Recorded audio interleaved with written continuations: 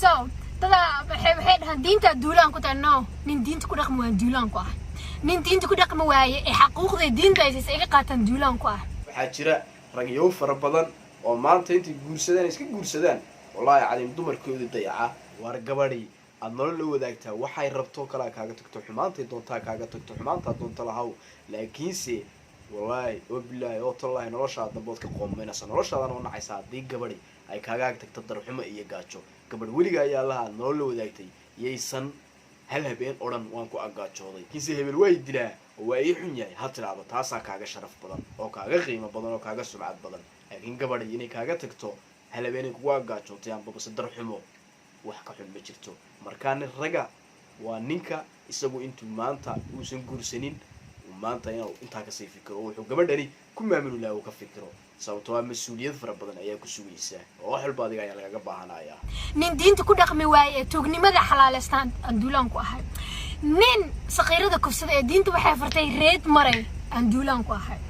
marka sheekada hadda ragsan yeelis birna diinta caan doonta rag Soomaali diin uma aqaananiga diinta tu ilaahay abuuray oo iga dhigay islaanimo oo aqaana soo hadda adiga ku aayo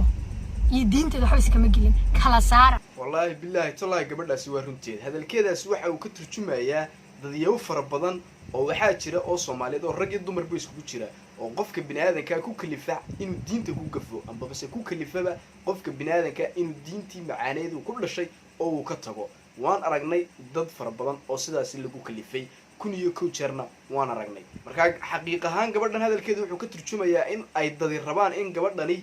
دين تبع أي نعسيان با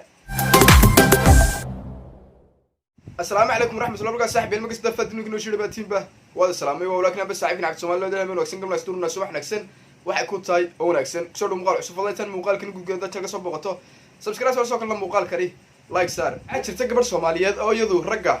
دلع عيسى أما بس دليل شيء أو وحكم دليل شيء رجع سوماليات دمان تود نما هنا أديك دليل شو أنت هاي قصيصه haddaba aniga horta dhaliisha waxa la yiraahdo waxaan u aqaanaa inay tahay dhaliishu wax dhidibada aadmiga deeliga ka dhowra dhaaxa oo macnaheedu tahay hadii uu ruux ku dhaliilo ababa se uu dhaliil wax ku sheego adiga ka khaldan waxaan aaminsanahay inuu qofkaasi guul ku horseeday amaba se uu nolol ku saxay waa aniga fikirhantida sidaan aniga aaminsanahay dabcan shakhsiga aniga wax iga khaldan ii sheega adduunka ayaa marto ugu jeclaayba amba Soomaali ahaado amba wuxuu doona ahaado because of qofka wax ku sheega ka khaldani waa qof adiga noloshaada ka shaqeeyay iyo horumarkaaga laakiin anaga Soomaali ka ahaan waxaan aaminsanahay gabadh Soomaaliyeed hanaanay waxba noo sheegi karinba siiba rag ahaan waxaan aaminsanahay gabadh Soomaaliyeed inaysan nagaba fikri wacnaan karin iyagoo aynu sababayno badana gabadha hadiiba ay tin qaawan tahay for example sida gabadhan waxa ay raggu ilaahdaan gabadhani waa tin qaawan tahay diintii bay ka tagtay yaa ku yiri gabadhu hadii ay tin qaawisato diinta ayay ka tagtay diinta kama aysan tagin laakiin diintu waxa ay fartay wax kamida oo muhiima ayay ka tagtay waana wax ay ku soo laaban karto sida ay awalba ay uga tagtay laakiin si u baahan kaliya wanaag iyo in gabadhani si wanaagsan wax loogu sheego laakiin committee iyo aflagaado waxba gabadhani horta ku qaadan mayso laakiin si waxa ay wax ku qaadanaysaa waa wax iyada fikraanteeda ka soo go'a iyo nin ragood sida ragga intuu la fadhiistay gabadhaasi si qurux badan wax uga dhaadhiciya taas u marmaray horta wax ku qaadaleed aba bisay xijaab ku xidhnay marka laga imaado taasi hadaba gabadhani ayaa waxay ku dhalacaysay ragga Soomaaliyeed ama ay ku dhalishay inay ragga Soomaaliyeed yihiin sida ay qoraalkan idin ka muuqda rag iyagu dilaaya kufsadayaala dhexdooda islaaya kuwa siyaasadii wadanka ku fashilmay oo aan maanta wadamada kale ee adduunka raacin Soomaali kuwa iyagu dhibka iyo qaxarka maanta Soomaali ku nooshahay ka dambeeya waana ku raacay anigu fikirka sababteedana gadaal ayaan ka sheegi doonaa muuqaalka haddaba dhaliisha kadib markii ay gudbisay gabadhaasi jawaab uga timid ragga Soomaaliyeed ayaa iyaduna isla jawaab ay ka soo bixisay muuqaal ay soo duubtay bal muuqaalkeeda ayaan marka hore wada daawan doonaa kadib ayaa anigu sababtaan ugu raacay isla dhaliishii hore misana aan u aqbalay aan ka hadli doonaa oo aan sheegi doonaa bal marka hore muuqaalkeeda aan wada daawano hadani waxa iga yaabsharta ma idin sheegay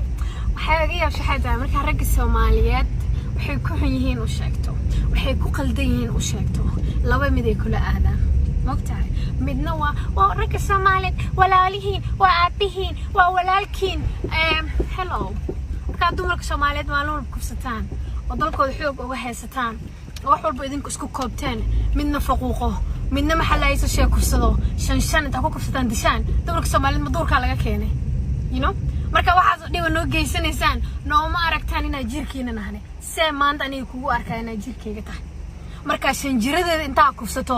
aad dilay sida duugo madax baawurka marsiinaysa salaam alaykum isma qalmi jiraa so midda idinla waxay tahay ragga Soomaaliyeed oo dhan aabahay ma aha ragga Soomaaliyeed oo dhanna walaalkay ma taas aan kugu bishaaray gabdho hadii mar dambe la idin kula soo gambadeerayada ragga Soomaaliyeed waa walaalkiin waa hooyo waa aabihiin waa walaaliin waxaas waxyaabo isku difaacama waxa kale isku difaacaan ma taqaaniin maxallaysa sheeg hadaa rag isaan u caynaysid birina diinta caay doonta maxallaysa sheeg birina diinta caay doonta rag Soomaaliyeed iyo diin maxaas ka galay you know rag Soomaaliyeed diin uma aqaan qof bini aadan oo ila mid oo adoon Ilaahay aan aqaana waayahay waxa ay gabadhaasi sheegtay marka ragga dhaliishooda loo sheego in ay ilaahdaan miyaan idinla dhalan miyaan rag idinla dhashay isla jawaabaya waxa uga sii dhigtay hadii baan tiidin dad nala dhashay ama bas rag nala dhashay maxaa aad noo kufsanaysaan noo dilaysaan ama bas sabiga inta kufsataan aad noo dilaysaan waa su'aal jawaabteedu ay noqonaysaa macnaheedu lamaydan dhalan oo cad runtaana taasa nin kastoo Soomaaliyeed waxa la dhalatay waa tala dhalatay oo hadii ay la dhalatay gabadh kastaaba ma xumeeyeen gabdhaha kale sidoo gabadhooda u dhowrayo ayuu dhowri lahaa waa xaqiiqada dalkeeda si ay ka dhawaajisay gabadhaasi ragga Soomaaliyeed oo dhani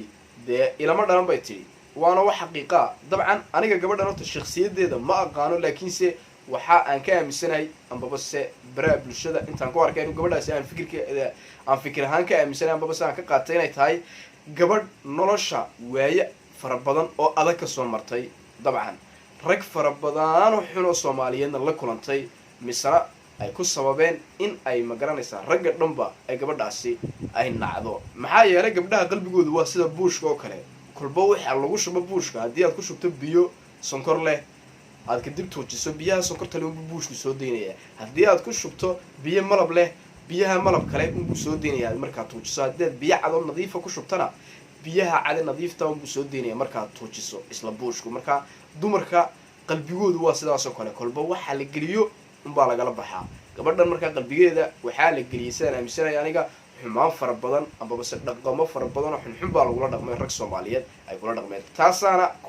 ku kaliftay baan oran karaa waxyaabo khaldan inay badana iyadu shakhsiyan ay u samayso laakiin se qofna qof kale adduunka korkiisa kuma xisaabinayo anigu gabadha ma xisaabinayo oo halkan ma soo fadhiisanayo xisaabinayo tan taa maxay u samayso Ilaahay baa xisaabinaya hadday xun tahay nafsadeeda ay xun tahay Ilaahay baa ka xisaabinaya hadii ay laakiinse aniga aan afkeedii iyo cirdigeedii baan ka amaan helay waa gabadh aniga agteeda sharaf kale aniga shakhsiyan ma soo ataagin aniga ima soo aflagaadeen aniga ima soo caayin sidaas la midna qof kale oo ma caayin si guud ahaan bayna dhaliisha iyo fikirkana waa la kala qaataa wixii wanaagsan waa la kala qaataa qofku xataa haduu xun yahay amba bas uu naftiisa u xun yahay inaad adiga fikirka wanaagsan ka qaadato wax ka muhiimsan ma jiro adiga waxaad arkaysaa qof xun oo nafsadiisa u xun laakiin si dadka kale u wanaagsano dadka kale macnaha fikir wanaagsan la wadaagaya marka gabadhan for example hadiiba ay nafsadeeda iyadu u xuntay shakhsiyan inkastoo aan aniga garan karin adigana aad garan karin shakhsiyan nafsadeeda ay xun tahay maahan in aad adiga iyada shakhsiyadeeda fiiriso sababtoo ah baba taqaanid shakhsiyadeeda ifan hadaa taqaano maaha inaad fiiriso waa inaad fiiriso waxa wanaagsan ay kula wadaagaysaa adiga ku wanaagsan waa inaad ka dib fikirka wanaagsan kala dhex baxdo wixii xun aad ku arkaysaa waa inaad ka tagto so tada waxay dhahan diinta duulaan ku taano nin diinta ku dhaqmo waa duulaan ku ah nin diinta ku dhaqmo waaye ee xaquuqda diinta ay iska qaataan duulaan ku ah nin diinta ku dhaqmo waaye ee tuugnimada xalaaleystaan duulaan ku ah nin saqiirada kufsada ee diinta waxay fartay reed maray duulaan ku ah marka sheekada hadaa rag isaan yeelas birna diinta caan doonta rag Soomaaliyeed diin uma aqaan aniga diinta tu Ilaahay abuuray oo iga dhigay islaamnimo oo aqaana soo hadaa adiga ku caayo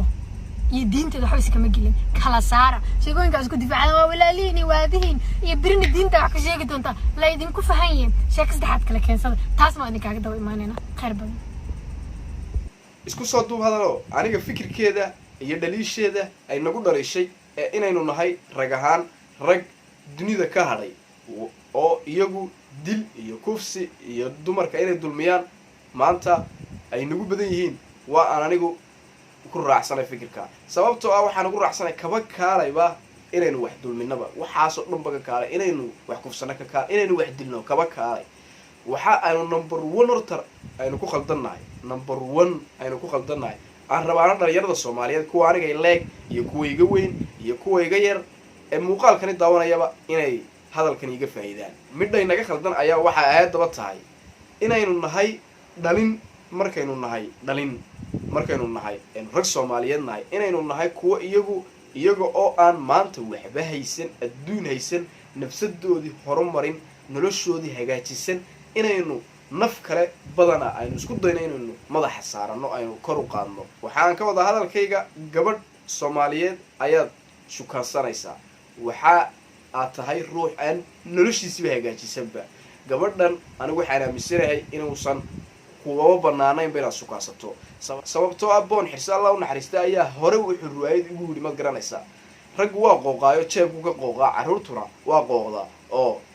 caloosha ka qooqda marka lagu leeyahay caruurtu caloosha ka qooqda xigmad baa ku jirta marka lagu leeyahay raguna jeebku ka qooqaa xigmad baa ku jirta xigmadda ku jirta waxa ay tahay inuu qooqu markuu binaayo inuu qooqaa u binaayo waa markuu jeebadiisa hubsado inay wax ku jiraan markaas macnaha uu qooqaagu xalaal yahay inta kale waa qooq xaraana ee iska hayso waxaaga kaadidana iskaga sido wallahi cadeen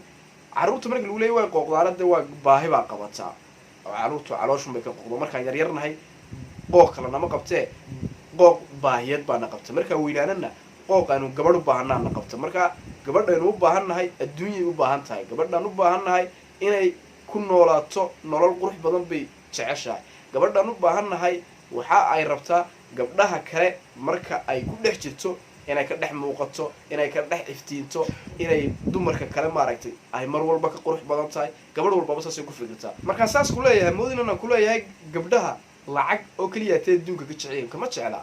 gabadhu lacag way u baahan tahay adigoo nina lacag u baahan qof kasta adduunka koonkiisa ku nool ba lacag u baahan marka qofna lacag ma necba walaa nin walaa naag laakiinse waxa xaqiiqada ah in adiga aad ka noqonayso guriga aabbo mas'uula caruurtii haday caana u baahato adiga laga rabo haday xafaayad u baahato adiga laga rabo haday kiniina xaaskaaga u baahato adiga laga rabo marka dhibkaas oo dhan baa ku sugayee de usi agab guro maxaad ugu sii agab guranaysaa inaad shaqaysato inaad nin sharaf laato noloshaada aad ku mashquulsho inta dhalinyarada tahay oo aad cirkiga dhulka intaad ftada korgiisa amba cirka geeyo waxaad doonto sameeyo adigu aad samaysato waxaad nolosha ku maamuli lahayd kaga hortagi lahayd Britoola noloshaasi ku sugaysa laakiin si taad ka soo fariisato aad waqtigaaga aad ku lumiso gabadh inaad chatting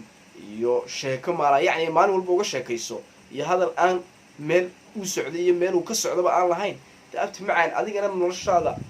oo dhaadhici qof kale waxba tirimaysid gabadhaasina hamoodin inay ma garanaysa ku fogeynayso amba se ay ku eri doonto way ka guriga sheekada hayeedaas uma ku guri hayeedaas uma ku guri brit kamaalena nin rag oo soo shaqaystay bay ka raaxaysaa brotherkayga waana ku saxsan tahay sababtoo ah ninkaas wuxuu ka faala qaadaya haday xanuunsato haday dhaqtar u baahato haday xafaayad u baahato haday caano u baahato wax walba uu ka faala qaadaya wanaagna adiga inuu ka wanaagsan yahay baba laga yaabaa naxariisna inuu ka naxariis badan baba laga yaabaa marka naxariisi wanaag iyo wixii shakhsiga binaadamka dabeecadiisa waa halkeeda laakiinse waxa muhiima kaga waxaan inagula talin lahaa anigana naftayda kula talin idinka kula talin inaan nolosheena inaga raacano aan nolosheena ku mashquulno dhisano kadib aan u soo jeesano inaynu gabadh shukaasano kaadali dhamaantis ku soo kooban gabadhaasi dhalisha ay sheegtay